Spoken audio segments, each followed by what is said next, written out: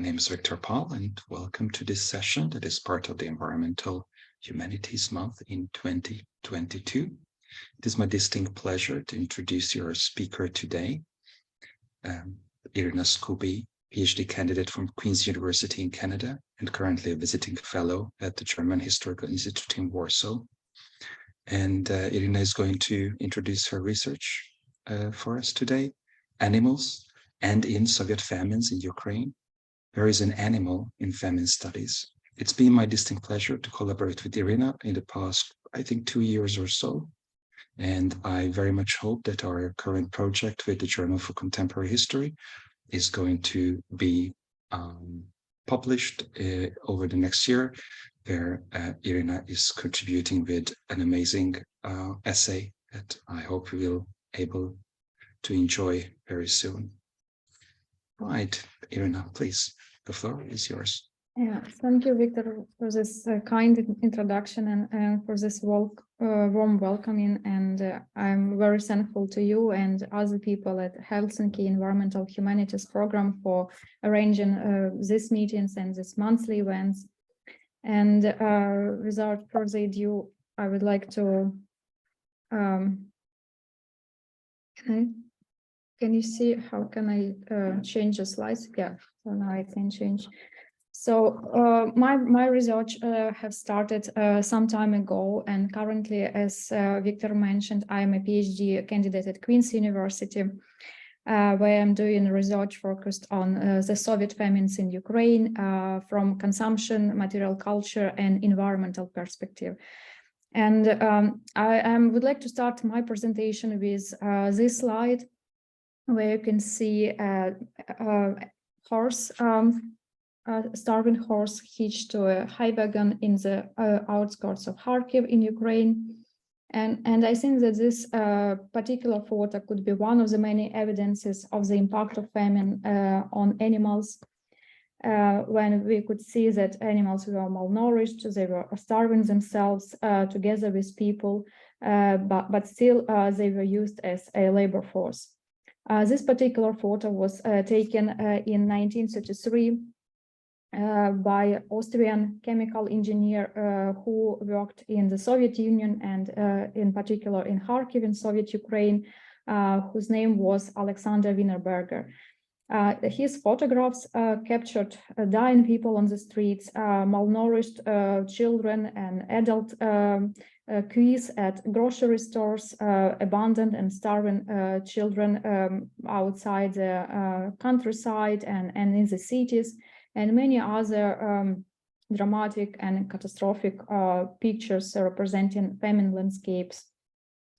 And also with this image, I would like to trace attention that this research is not just an evidence of the growing importance of environmental humanities as we are seeing now in the scholarship, but also a testament of real events that happened in the early 30s and also during other famines, when people at the time acknowledged that famine are impacting animals together with people.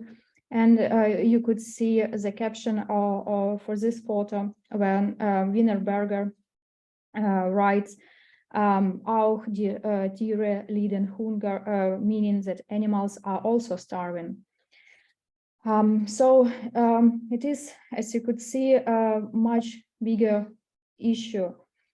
And by focusing on this question on animals during the famine, I also would like to ask many other questions related to the experiences of people and animals.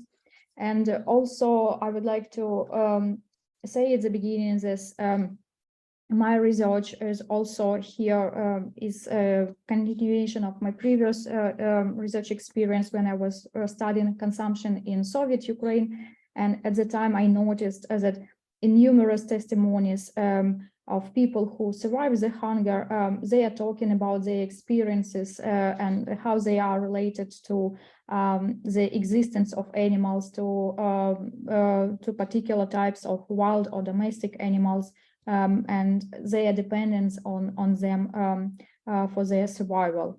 And in this small part of my bigger project, I would like to focus on the impact of animals, of famines, on domestic and wild animals, such as cattle and horses, pets, and wild animals as well.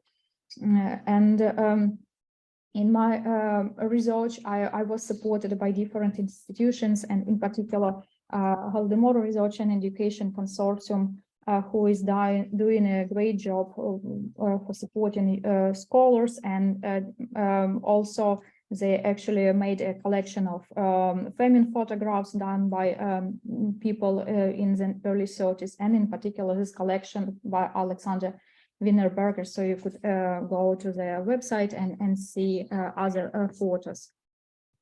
And with this research, I would like to initiate a broader discussion about several major impacts of famines on non-human animals, and ask myself and also other scholars who are working on these topics, if we have actually a place for animals in the history of famines, and where is the place of other non-human animals, and is there any place for them?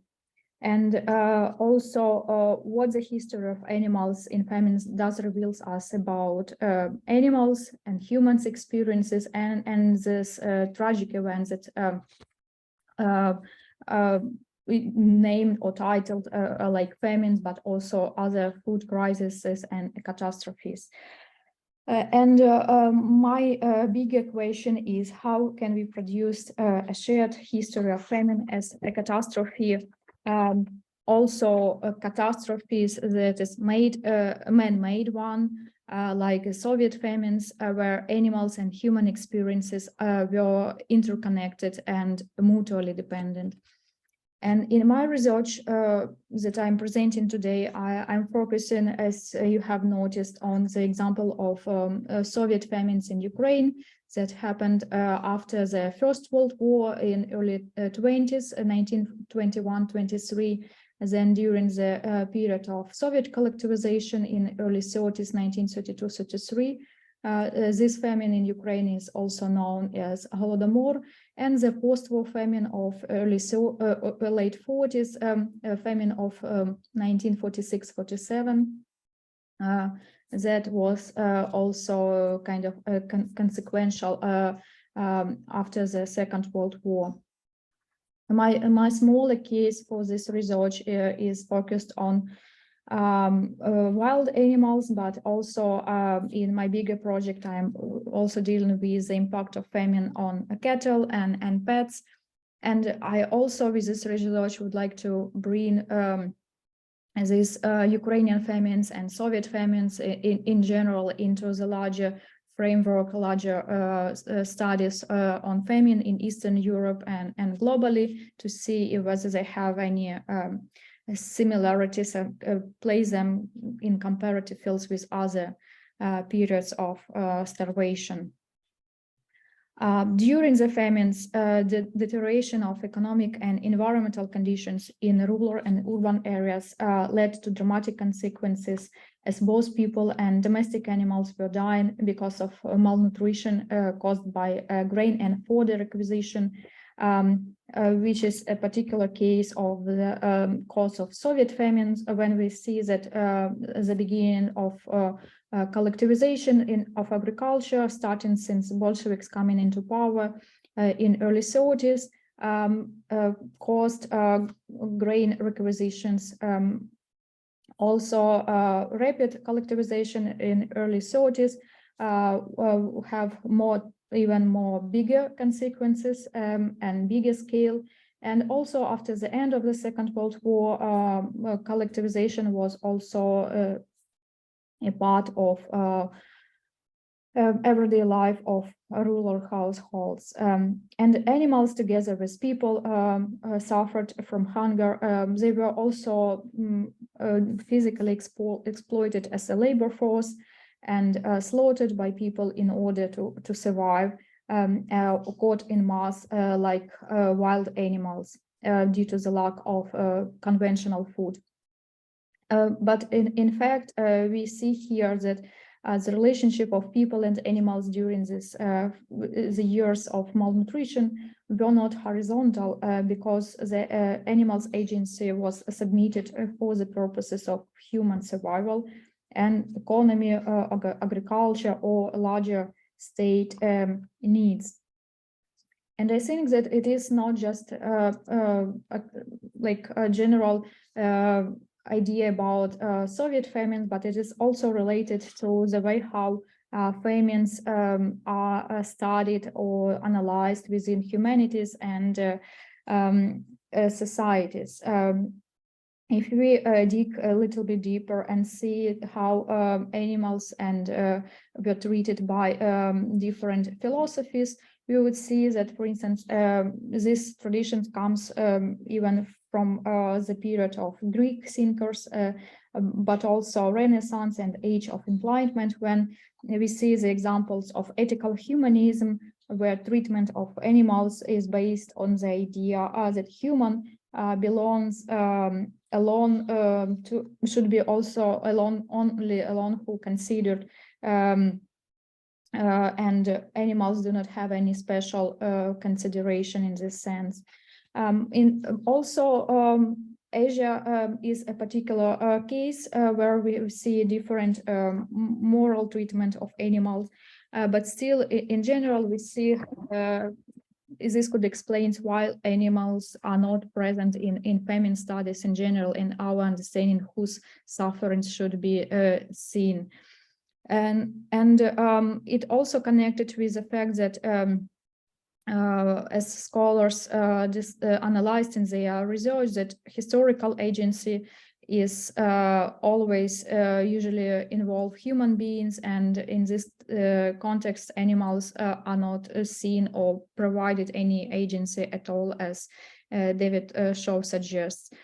With my research, I would like to show how the animals could be seen as a source of agency for people and also agents on their own capacity. And also, unfortunately, due to the ongoing Russia's aggression in Ukraine, you would see how animals are also, their contemporary experiences are also could not be discussed alone without human sufferings. So we still see how their experiences are interrelated. And in my case, I would discuss wild animals, in particular, these two types of animals like groundhog or Marmotova buck. These particular types lives in Europe and in particular Ukrainian steppes and other steppes across Eurasia. This particular type is one of those who is endangered and is currently listed in Ukrainian Red Book. Another smaller type of animals that I'm discussing today is a gopher, a little bit smaller, but still very lots of references to this animal as a survival food for animals, and I would like to discuss them together. So discussing this topic also important to place the context because those Soviet famines happened during the time of collectivization and the long history of coexistence of people and steppe rodents in Eurasian steppes and in Ukraine in particular is crucial for understanding the changes in the following decades of the 20th century. We see here that rapid tempos of industrialization and collectivization of agriculture, they dramatically impacted the habitats of animals and human living environments. And here we see that during the early Soviet and Stalinist era, due to the change in agricultural landscapes, resulting from collectivization, mechanization of agriculture, and also what is important and what was new at the time, use of pesticides called chemization, this intensity of human impact on environment and wild animals become much more important and bigger and catastrophic for these wild animals. Aiming to intensify the extraction of natural resources, the 5-year plan that started in late 20s imposed control on various environments and economy, including forests and also newly created conservation areas. And this particular plaquette, as you would see on the slide, illustrates in particular the ideas how the state planned to eradicate agriculture pests and how they were considered by state and presented to society.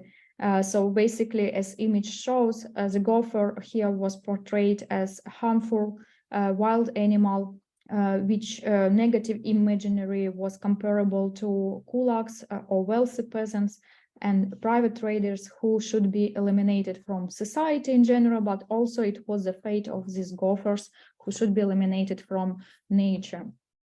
And in other sources of the time, we see that this campaign was named as a new socialist method of work.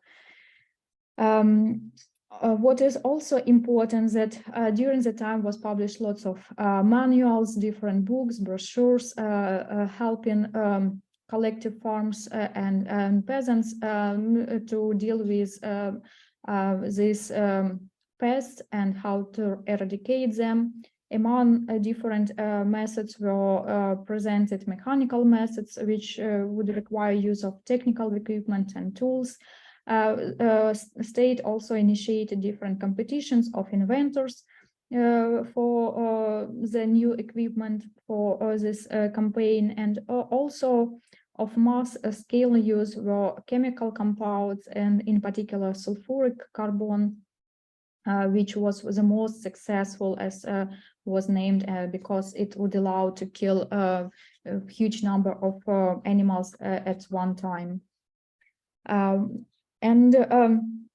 Here we should also understand that all of this happened during the processes of collectivization, industrialization, and also at the same time we see lots of social crisis and deprivation of people like those happened during the famines of early 20s, early 30s, and late 40s.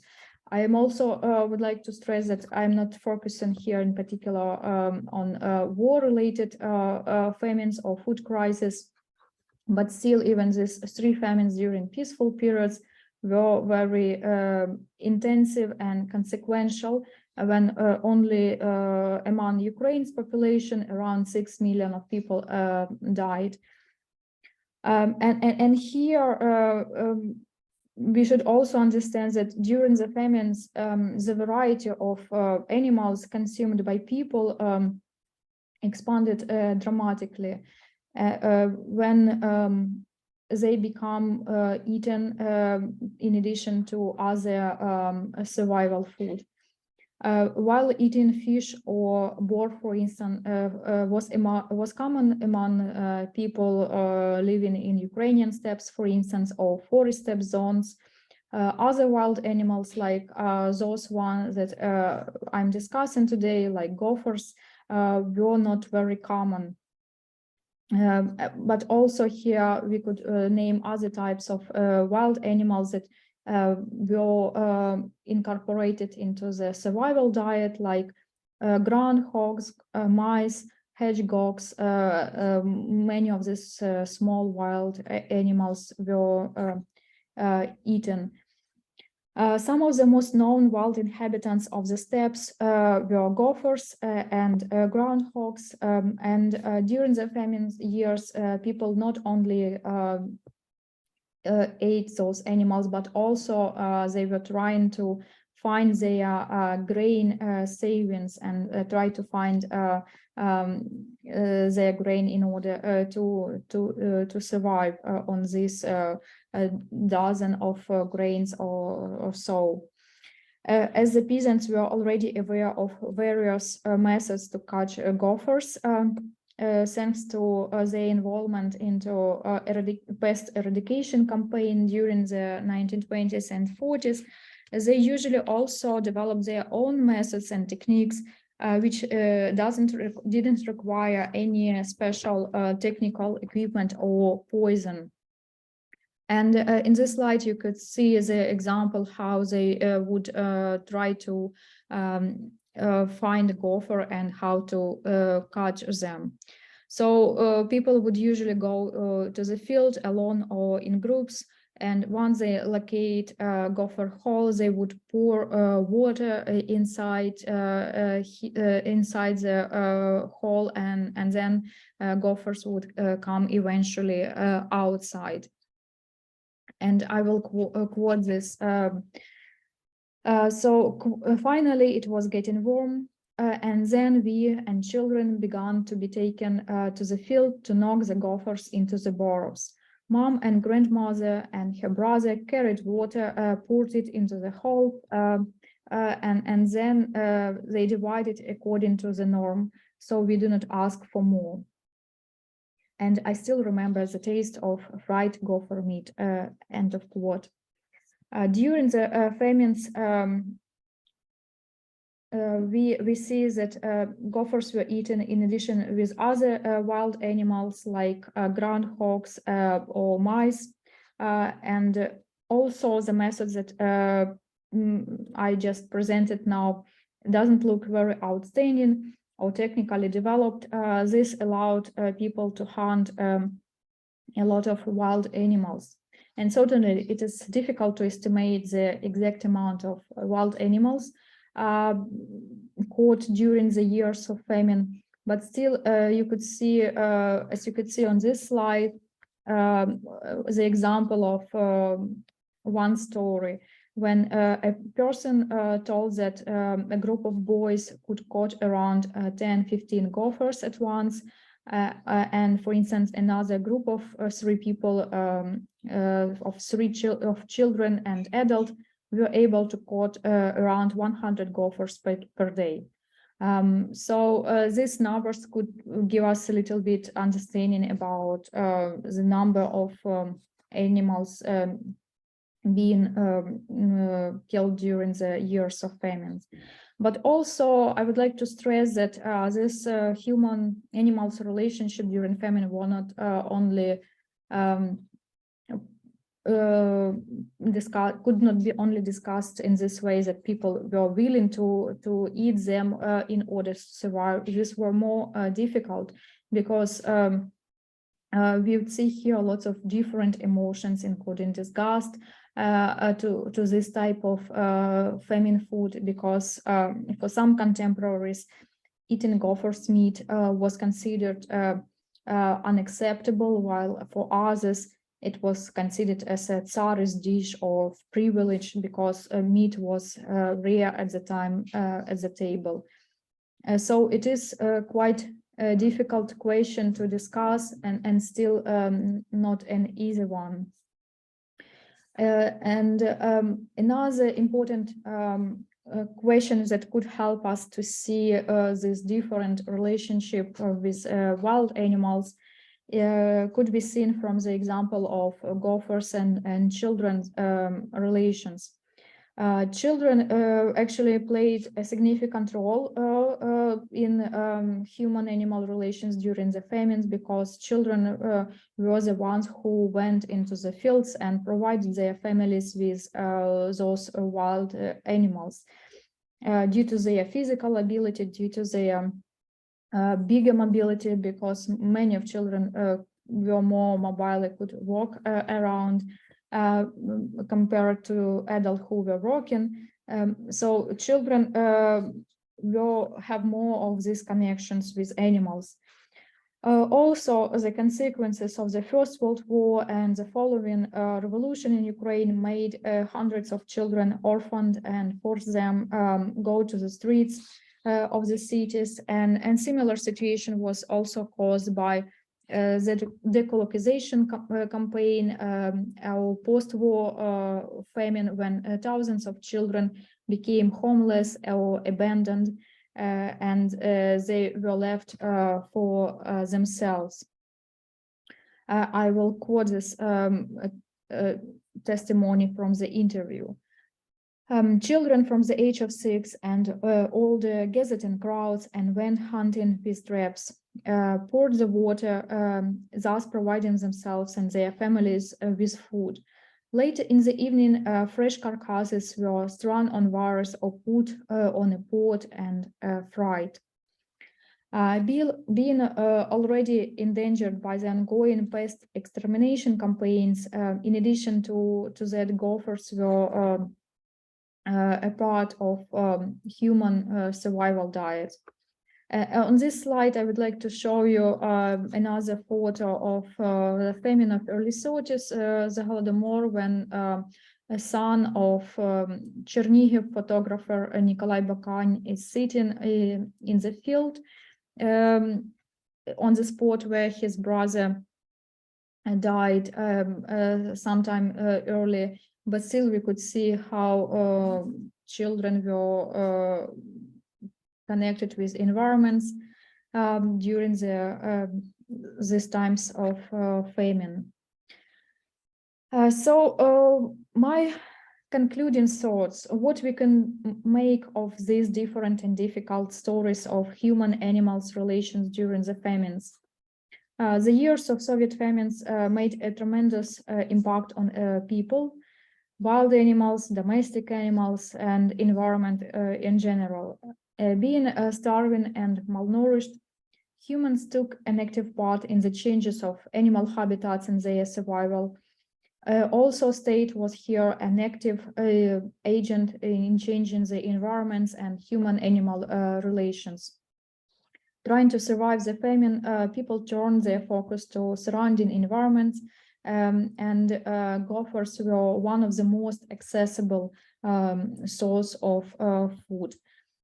Famine conditions also uncovered the continuity and codependence of human and animal agency in times of theirs.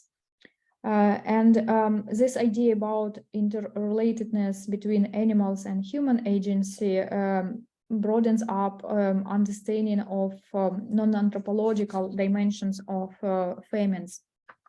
And with my research, rather than focusing solely on famines and human catastrophes, I would like to show that famines should be considered as an interspecies catastrophe, when both humans and other animals were impacted by these tragedies. This focus is particularly important while studying the famines in traditional societies and those societies that were significantly dependent on agriculture economies or households, given the interdependence of people and animals in these places and spaces.